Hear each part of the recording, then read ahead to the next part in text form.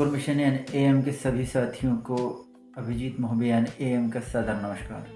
मित्रों, आप देख रहे हैं mission Ankur with am channel की मिशन अंकुर की समझ श्रृंखला के तहत गणित विषय का 11वां एपिसोड। मित्रों, पिछले वीडियो में हमने जाना था कि मिशन अंकुर की संपूर्ण कार्य योजना पूरे वर्ष के दौरान किस प्रकार तिमाहियों, सप्ताहों और दिनों में बांटी गई है और इन दिनों में भी हिंदी और गणित विषय के क्रमशः 90 मिनट और 70 मिनट के कालखंड रखे गए हैं। इन कालखंडों में विभिन्न प्रकार की गतिविधियां, विषय वस्तु और शिक्षण कार्य को मिनटों में विभाजित किया गया है। अतः इस मिशन को बहुत सूक्ष्मता से तैयार किया गया है। आइए आज की विषय वस्तु की ओर चलते हैं। आज के वीडियो में हम जानेंगे रेडीनेस सप्ताह की पाठ्य योजना के बारे में। पिछले सप्ताह में हमने आपको प्रकार के सप्ताहों की पाठ्य योजनाओं के बारे में हमने बताया था।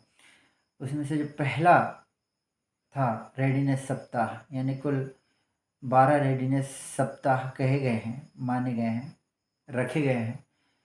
आज हम इन 12 रेडीनेस सप्ताहों के बारे में विस्तृत में बातचीत करेंगे। तो दोस्तों, रेडीनेस सप्ताहों में हमें विद्या प्रवेश कौशल की गतिविधियां करानी होंगी। विद्या प्रवेश कौशल वे कौशल हैं जो बच्चों में कक्षा शिक्षण कार्य करने से पूर्व आ जाने चाहिए। यानी वह कौशल हैं जो कि बच्चे पढ़ाई लिखाई करने के पूर्व सीख लें। इन कौशलों को विकसित करने के मुख्य केंद्र वस्तुतः बाल वाटिका, anganwadi, nursery school, montessori school, play school अथवा किंडरगार्टन स्कूल है।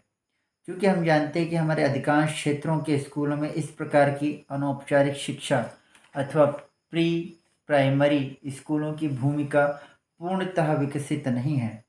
यदि है भी तो उनका योगदान नगण्य है।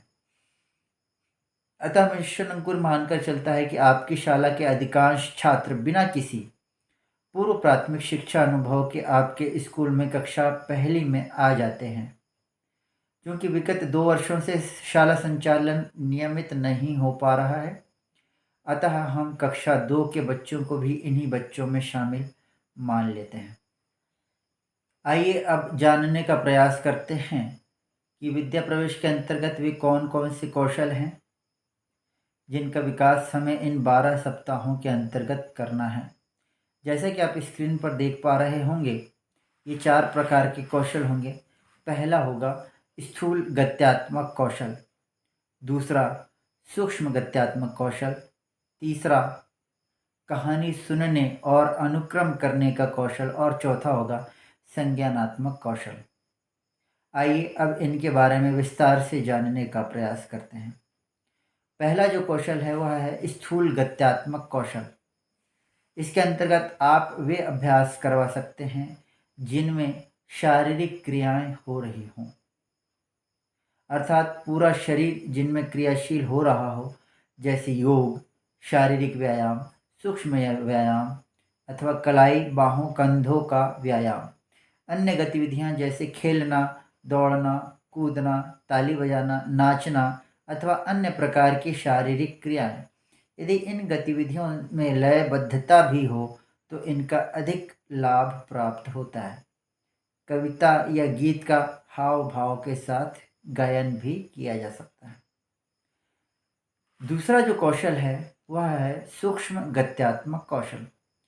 देखिए, जो गत्यात्मक शब्द है वह गति से बना है, अर्थात इन कौशलों से संबंधित गतिविधियों में संबंधित अंग क्रियाशील रहते हैं, इनमें गति होती है।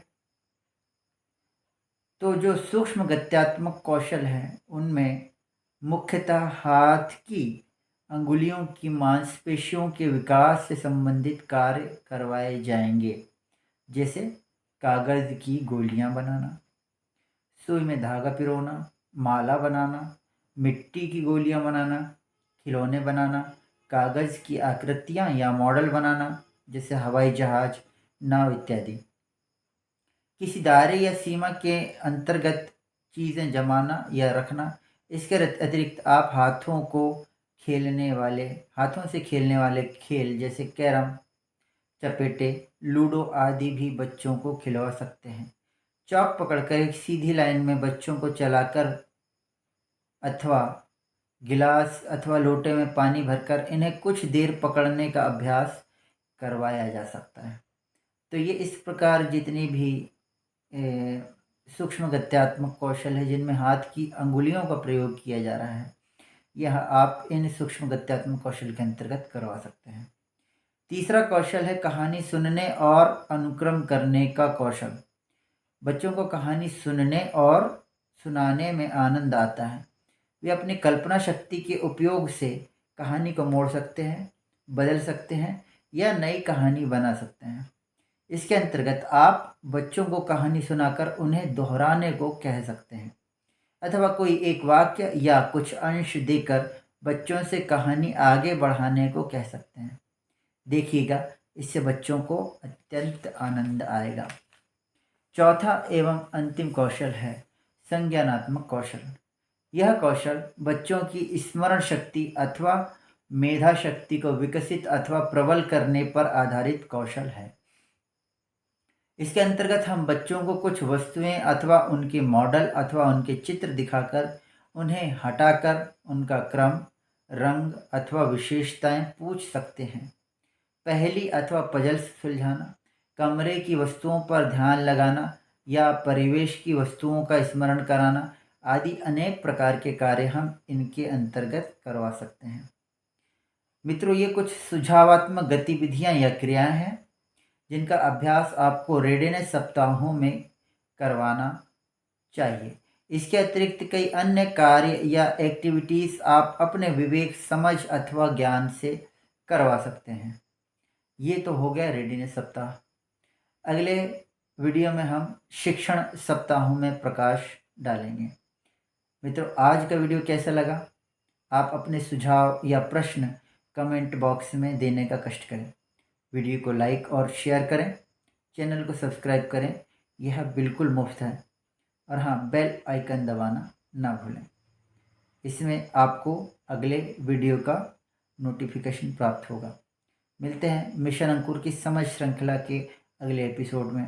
तब तक के लिए नमस्कार। जय निपुण भारत। मिशन अंकुर जिंदाबाद।